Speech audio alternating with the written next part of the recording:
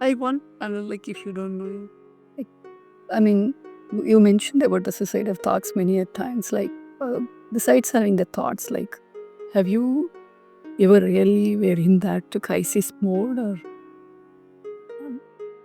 We're actually going to try it. Yeah, I did try I did attempt to take my life 2 times.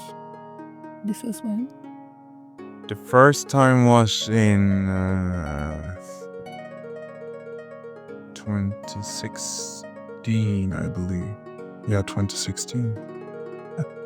I was 23 at that time.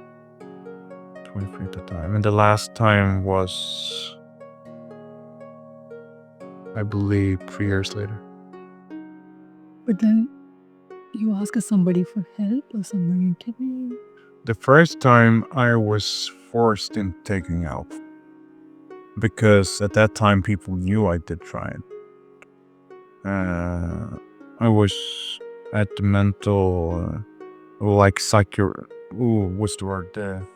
Mental emergency facility for a couple of days before I was signed out. And then I got sent to psychiatry where I had to meet. I had some kind of counseling. And that was probably the first time I really spoke openly, at least to like the mental health care facility about it. Otherwise than that, I had never really spoken about that I ever had. Was close to trying or anything like that. And so I spoke with that person. I don't know if it was 6 sessions. And I was working at the same time, so I went down to 50% sick leave, 50% work, and doing that for some time. And and then I got to start to take some medications and things like that. I got medicated from ADHD again, and I saw a nurse quite often. I think I saw her once a month or once every 2 weeks. She checked my blood pressure and things like that. Then I started talking to her because they told me that there were no psychiatrists available for counseling. They didn't have enough resources, but I knew there were other people getting the same kind of treatment as me who got to see them, which I found very weird. And I started to speaking to her openly about the suicidal thoughts because they still resided within me, even though I failed my first attempt. And like, the way I got met was so awful. I started losing all faith, actually, at that time in like what the caregivers could provide because The system. yeah, the system. Because like, oh, people don't commit suicide out of anxiety and this and that. I was questioning it, and it was so awful. Yeah. And I was like, I couldn't really believe the way she was, coming to me about that. Yeah. So I kind of felt like scared to talk about it again because when I have finally opened up about it, someone didn't take it seriously. But anyways, Did the medication help you in any way? I don't really know how much it helps compared to me knowing that I took medication for mental illness, compared to me knowing that I took it. I was on quite a lot of medications. By the end of 2019, I think I was taking 8 or 9 medications daily. And 7 of those were for mental health, like depression, anxiety. And then I had a couple that I could take. I had 4 different ones that I could take as emergency meds for anxiety.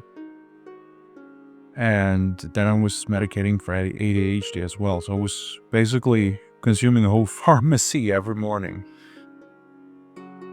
But after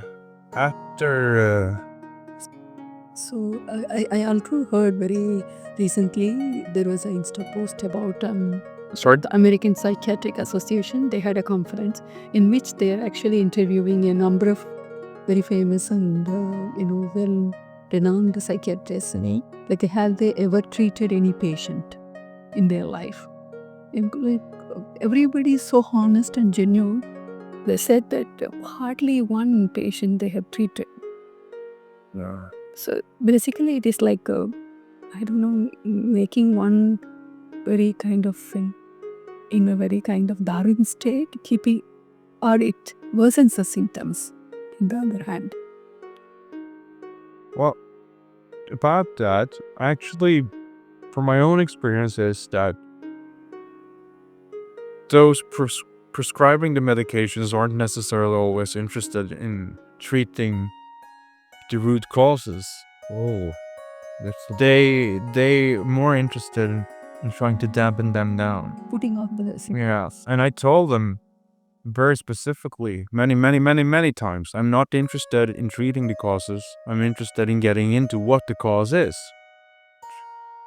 And that wasn't very well met, because that's not the way they worked. Yeah. So eventually he kept going, and I didn't really have much to say about it, you know? It's more like either I do as they say, I get my meds, or I don't, and they'll dismiss me. That's kind of how the game works. And I think it's awful, because it's not the appropriate way to treat someone who's mentally ill. You come to an institution, you're telling yourself about your problems, how you feel, what you believe your life problems are. Okay, we'll put you on Prozac. 2 pills in the morning, 1 pill a day. 1 pill in the evening for 2 weeks. Then you have that down, see how you feel. We'll see you again in 2 months. But the thing is, most of the times you don't get to see them in 2 months. You'll see them once a year or twice a year. So when the meds aren't helping, like, you're on your own anyways, right? Because for me, when I got to change clinic, they asked me about the medication list that I have. I'm like, well, this. What? Why are you taking this combined with this? And why are you taking this in the first place? You know, I had some side effects from one of the meds that I was taking. So I would start to shiver. Yeah. Both outside and inwards. So I couldn't sit still in one place. It was a living hell, to be honest, because I couldn't sit in a chair. So I was doing some kind of sleep evaluation at another clinic at the same time, and I told him about this. And he told me that people that get this issue, they commit suicide because they get so crazy about it, because they can't sit still. He's like, I remember at home, I couldn't sit. So for that, they prescribed me another medication, which is for Parkinson's disease. really? And then when I changed clinic again, it told me, okay, this is a normal side effect of this kind of medication, and there's another medication you can take to get rid of the side effect from the first medication. Yeah, I'm laughing because it's so absurd. So my medication list increased to 12 medications, right? And I still got to see no psychiatrist or see a doctor regularly. So eventually I got good. I'm sorry. No. Wait, then. So recently I got an opportunity to attend a seminar at Karolinska Institute. It was about like suicidal prevention.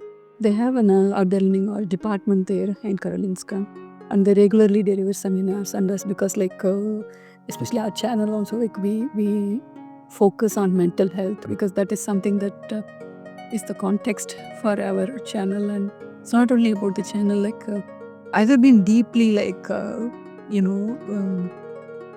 transformed or moved by Sadhguru's tools, and we really want to take it to anyone who is in that need.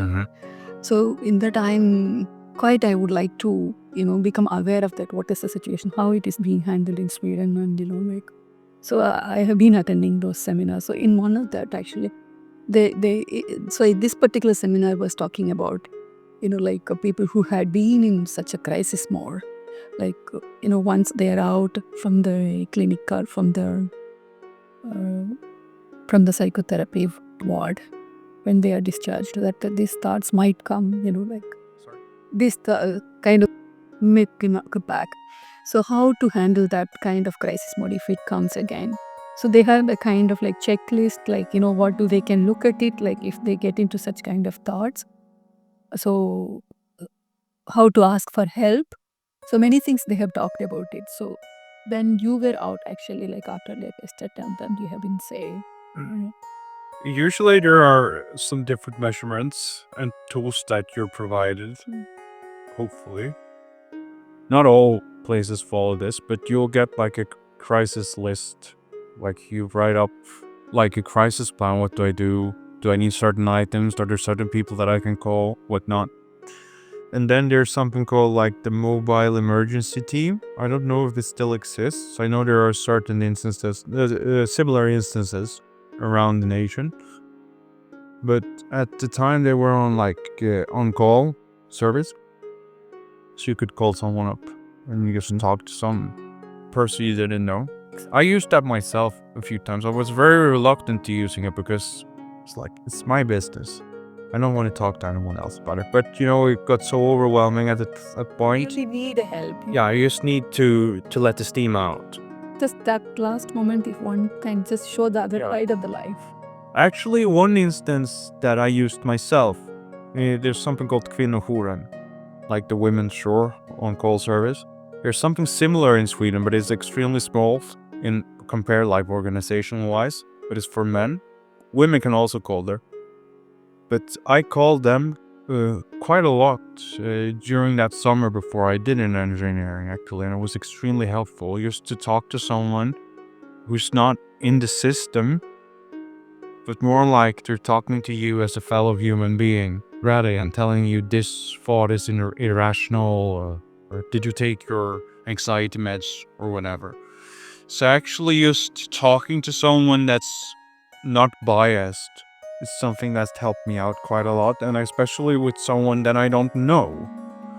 That was more helpful to me than talking to my mother or my grandparents or my best friend, because they had a history of me, how I've been, and they blend in their own experience into their counseling or whatever they say.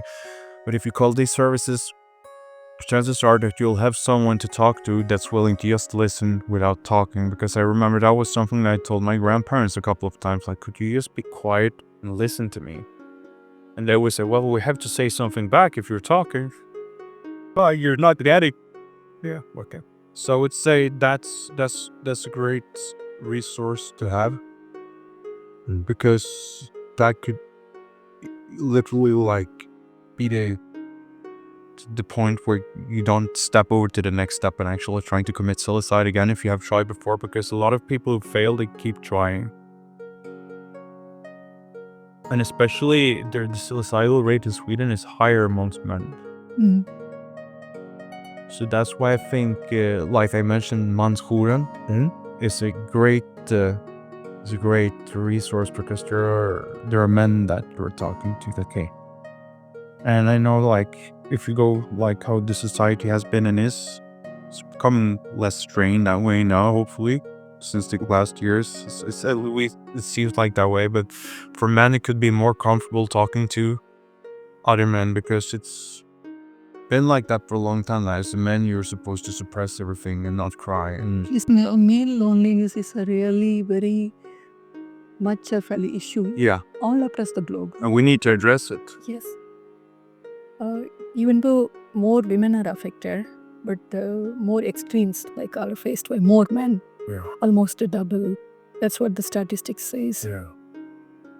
But eventually, I know like how you Children? you progressed well with the after. I did. But I've also had episodes where I've been feeling down and not so well at times. And but I've always had the ability to get myself up again. That's been the huge difference from like pre-engineering to post and inner engineering.